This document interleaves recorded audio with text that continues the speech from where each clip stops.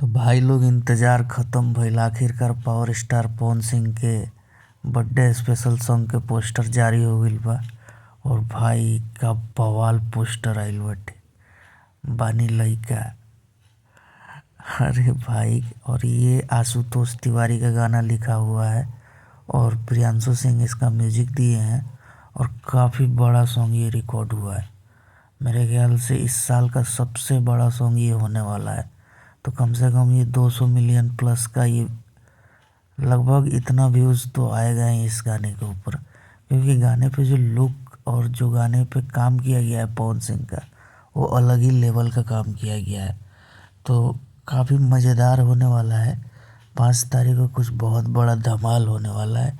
तो भाई लोग, आप लोग वेट करिए, मस्त मज़ा आने वाला है। ये गाना बहुत ज़बरदस्त होने वाला है। बाकी आप लोग इस चैनल पर नए हैं तो चैनल को सब्सक्राइब कर लीजिएगा। Love you all. जय भोजपुरी।